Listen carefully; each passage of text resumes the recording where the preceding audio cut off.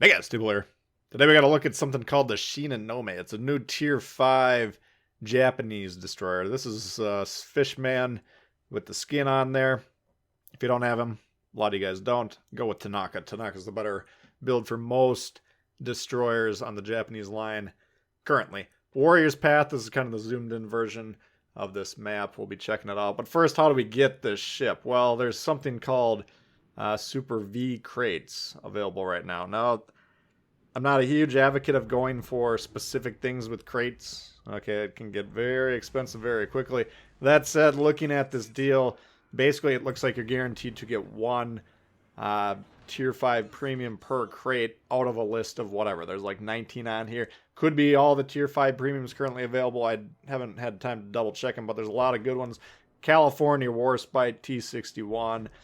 There's some fan favorites like Graf Speed, Dunkirk, so on and so forth. So basically, you're guaranteed to get one of these ships. And as far as crates go, this looks like more attractive than usually the type of deals we're going to see from the crates. So you can consider it. But for my advice, for instance, like let's say you really want the California. If you don't have any of these ships on this list, you might end up spending a boatload of money just trying to hunt down the California. It's got the equal odds. All these ships have the equal odds of being pulled. I'm just saying there's better surefire ways to spend money in the game, but it's up to you. You guys can always check that out. So anyway, Shinonome is a new ship included in this list, and basically Wargaming gave all the community contributors a couple of these crates this morning. Got home from work, opened it up, and I got this ship. I'm like, what the heck is this? Basically, I had all the other premiums, so I was guaranteed to get one. You can't get duplicates of the ships, at least not until you already have them all, I guess. So Jaguar popping in here. We'll jump into the game. Popping the smoke. Engines knocked. Now we need to realize in Destroyer v Destroyer fights, when our engines knocked, we will continue to drift, and that can be dangerous. So when you want to use your damage control, always an important consideration, but factor in when we're fighting other destroyers. Well, if you can't really reliably stop very quickly, that can be a problem, because dodging torps is one of the aspects of close quarter destroyer v destroyer fights. So always something to consider. We did manage to get him, though. Good job by the team piling on the Jaguar, shooting him along with us, and looked like we probably would have gotten with the torp anyways. Quick reloading torps on this thing. What is the Shinonome? We'll check that out quick, and then we'll go back into the game. It's basically Fubuki, and it's basically a shorter range, faster torp version of the Fubuki with lower damage per minute. The Fubuki torps hit harder, slower by 4 knots, longer range by 2 kilometers. So it's kind of screamer torpedoifying the Fubuki, which is a pretty good ship for Tier 5, no doubt. You know, my thoughts on Japanese destroyers, they don't tend to be played particularly well, but if they're played well, they're actually usually pretty good. So we already got the Jaguar. Grashby coming in. Now, if I'm him, I might be thinking about pushing into this cap, especially with the destroyer likely nearby. I'd also probably pop the sonar. We do go on the cap here. This will alert him that we're in the vicinity, but I'm figuring he doesn't seem like he's steering, not changing speed, and yawn because of it. Okay, so if he looked like he was maybe more inclined to dodge, then perhaps, and maybe he just got that Graf Speed out of the crate earlier today, for all I know. You know, I probably would have held off on backing into that cap for an extra 5 seconds or whatever, just until the deal was sealed. But I was like, let's just get on there. Got work to do. They're already up a cap, and we don't want that to persist. So, trying to convert A here. That would give us a good advantage. We got a decent ship lead. Do fire on the Wyoming now. The plane's kind of in the middle of the map. Briefly spots us there, but we do go ahead and get the Wyoming set on fire. If he wants to let that burn, fine, that'll be a little bit extra damage. If he puts it out, well, these quick reloading torpedoes, we might be able to get them on target while the damage control is still on cooldown, which would be disastrous. That's how you get those permanent floods. Okay, so that's the play we're making there. Getting back into the ships, though, Fubuki, a lot of identical stats with the Shinonome. What's different? Slower turret traverse on this one.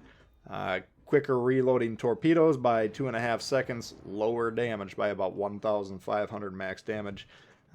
Shorter range, 8 kilometers compared to 10, like I said. Faster, 71 knots on this build compared to 67. Mobility and concealment and consumable stats all identical. So basically, Fubuki with lighter hitting torps, but more accurate. Okay, basically how torpedo accuracy works. The faster they can get on the target, the less time the enemy has to either intentionally or randomly change what they're doing, thus causing you to miss the torpedoes. Okay, so all in all, it's pretty much a pure torpedo boat. The gun's not quite as. Let me see if there's. Yeah, I think the stats are pretty. The turret traverse hurts. The 12-second difference there. Oh, the other thing was the rudder shift. It was better on the Fubuki as well. I thought this one felt a little bit clunkier compared to that one. But by and large, it's basically a Fubuki. So that's my advice is don't mortgage your future just to seek out this ship. If you happen to get it, it's basically a premium Fubuki. Able to make some better credits with it, or it's got slightly different play style in terms of the torpedo and the approach to getting those torps on target. Less distance and quicker speed, basically. So, yeah, other than that, it's a fine ship. I'll probably bust it out once in a while, but it's not going to change my life. It's not going to change your life either. Okay, so we got the 2 caps secured. Things are looking pretty good. They're down to the last 4 ships. We still got, looks like, about 6. So pretty good advantage here going into the game. Launch some torps toward the Emily. Are they probably going to get to that ship before the team kills it? Probably not, but note the other destroyer was kind of sailing off behind those islands. And note the quick torpedo reload here. We're about a minute in between salvos, just a little bit over that. So whenever we're considering launching torpedoes or not, think to yourself, well, number one, what are my other options to use them for currently, and what are the other options going to be in the next duration of the reload, right? So if they reload every minute, widespreads, yes, they reload every minute, and I got no other targets that I'm thinking I'm going to have access to in the next minute, why not just launch them? Okay, so you never know, maybe the guys don't shoot the Emily, or he dodges or whatever, and then he happens to get a torp, fine. Worst case scenario, our already slow, or our low torp hit rate goes down minusculely. The torpedo hit rate is a stat that you should be proud. Basically the lower it gets once you learn how to actually launch torps. Then we want to be using them in creative ways and getting them out basically on reload as often as we possibly can. Plane spotting us here. He's likely to spot the torpedoes, but the Wyoming's usually a ship that newer players tend to be in more often than not. So we're going to launch. Yeah, he's heading kind of basically at us here. So we're not likely to get the broadside. He's not likely to turn to the right of the screen because there's, all the actions to the left of the screen, in fact. So there was no real reason.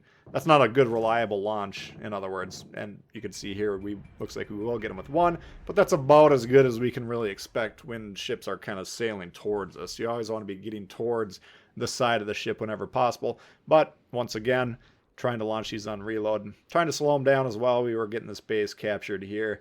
That'll be the second capture of the game. And we're doing pretty good. We got 62,000 damage. We got a couple kills so far. We got a couple torpedo strikes mixed in as well. Here's a little bit more of a informed launch, though. You can see the Wyoming is either going to continue towards us. He could, once again, go to the right, which, as I explained a moment ago, I never thought he was going to. Or more likely going to go to the left. Okay, so here we kind of banked. In my mind, it's 50-50. Either comes towards us or he goes to the left. Okay, so I chose to roll the dice that he's going to turn to the left here. And now that he looks like he's basically boned by it, we'll go ahead and shoot. Number 1, that's just to terrorize him. Psychological warfare. But number 2, if we get the fire, he immediately damage cons. Maybe he gone. Maybe the damage con gets stuck on a cycle. I mean, it's not a huge play shooting the guns there. It was more me reaching out and saying, look what you just did there. Anyway, you may think we're done with the kills here, and it looks like we probably should be. We got the Dallas up north there fighting the carrier, but we're going to go ahead and try and push in, grab the 4th kill. So, once again, my kind of bottom line in the Shinonome, nice little bonus if you get it, but not worth really pursuing. Okay, if you got the Fubuki, and you really like it, it's basically like a sister ship. I'm sure it's a Fubuki class, different name. You know, those of you naval historians, you can let us know in the comments. You guys know way more about that stuff than I do, but to me, I wouldn't be able to tell the difference between the two ships unless I played them like really back to back a couple times each. So shots away in the Sirov, trying to steal the kill here, and of course we're able to do it for the 4th kill. So let's look at the Shinonome for you guys. Hopefully you did enjoy it. If you did, please hit the thumbs up. New to the channel, hey, consider subscribing. We got lots of World of Warships coming for you all the time. Questions, comments, leave them below. Love to hear from you guys, and we'll see y'all later. Peace.